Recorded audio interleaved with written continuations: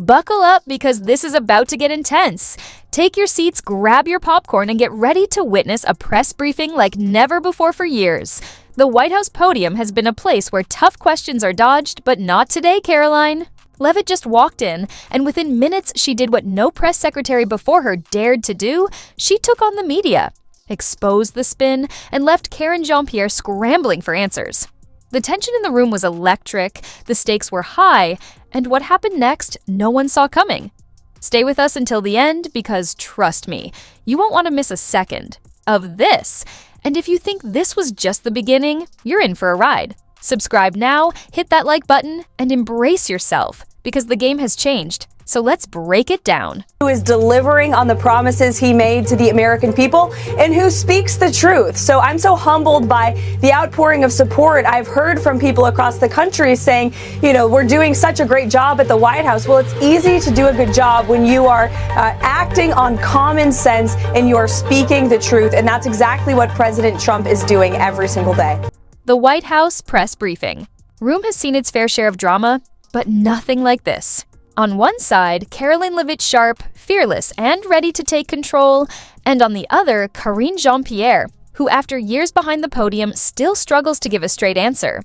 The contrast couldn't be more glaring. For months, the media and the public have been fed vague statements and deflections, but Litt's arrival signaled a new era, one in which tough questions won't just be asked. The White House released a 6-page summary back in February. I don't think that was a full accounting necessarily.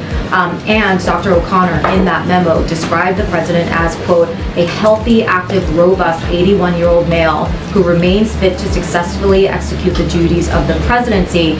I think that is clearly not what the majority of Americans are seeing. And we have a new poll from CBS News that says 72% of registered voters say the president does not have the mental and cognitive health to serve as president. So are you saying that the majority of Americans are misguided and that they just need to trust Dr. O'Connor and take him at his word? So a couple of things, and I want to say the president is feeling better, and you saw him last night, you saw him today, but he does indeed still have a cold. Look, I want to be very sensitive here, and I think it is important to be sensitive here. We understand how the American people are feeling. We get it. We do. And I do not want to take away from that. I'm not going to speak. I know that there was, you all did a poll, CNN did a poll. I'm not going to speak to every poll. And then it happened, the moment that turned an ordinary press briefing into a full-blown political spectacle. A reporter pressed Karine Jean-Pierre on Biden's mental fitness, citing a poll where 72% of Americans expressed doubts about his cognitive health. The room went silent, waiting for a direct answer. Instead, Jean-Pierre fumbled, dodging the question with emotional appeals and vague reassurances, but the press wasn't backing down. Another reporter pushed her on Hunter Biden. Jean-Pierre is rejecting claims that the White House staff treats Joe Biden like a baby. In fact, she says Joe is reading at a third grade level and can walk several steps without falling down. When asked about a stain on her shirt, she said Joe spit up on her while burping him. Again, deflection. No explanations, no responsibility. Karoline Leavitt came in and transformed the energy with facts, confidence, and a refusal to play the old game. She pierced through the noise, exposing the administration's avoidance techniques in real time. Jean-Pierre was obviously shaken and struggled to restore control, but the damage was done. The room had just watched a press secretary who wasn't there to avoid, divert, or distract. She was there to lead, and as the questions continued to come in, it became evident that the old rules no longer applied. Good afternoon, everybody. How are we? Good to see all of you. It's an honor to be here with all of you. A lot of familiar faces in the room, a lot of new faces. And President Trump is back, and the golden age of America has most definitely begun. The Senate has already confirmed 5 of President Trump's exceptional cabinet nominees: Secretary of State Marco Rubio, Defense Secretary Pete Hegseth, CIA Director John Ratcliffe, Homeland Security Secretary Kristi Noem, and Treasury Secretary Scott Bessent. It is imperative that the Senate continues to confirm the remainder of the president's well-qualified nominees as quickly as possible. As you have seen during the past week, President Trump is hard at work fulfilling the promises that he made to the American people on the campaign trail.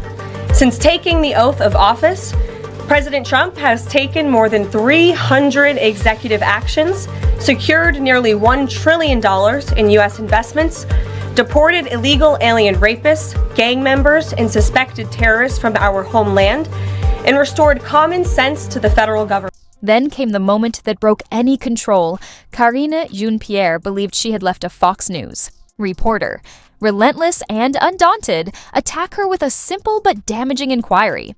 If Hunter Biden wasn't the president's son, would he still have been invited to the White House state dinner despite his legal troubles? The room tensed as the camera zoomed in. This was the one question that demanded a clear, undeniable answer. But Jean-Pierre froze with a nervous laugh, a quick glance down, and then the usual deflection that's his son. It's a family matter. I'm just not going to comment on that. The silence that followed was deafening. The reporters weren't buying it, and neither was the public. The administration had dodged tough questions before, but this time it was different. There was no spinning. What do you call it? When 10,000 illegal immigrants crossed the border in a single day. Her response was a poor attempt to shift the topic back on Republicans until she lost control entirely. No, we're going on, she yelled, cutting off the reporter in the middle of his sentence. No, we're not doing this. We're not doing this. It was the clearest sign, yet that she wasn't just struggling but drowning. This wasn't just another press briefing gone wrong. It was a public unraveling, a moment where the old tactics of dodging and deflecting failed in real time. The cracks had been forming for months, but now under the bright lights and relentless questioning, they finally shattered. So if you thought this was intense, buckle up because things are only getting started. Subscribe now, hit that like button,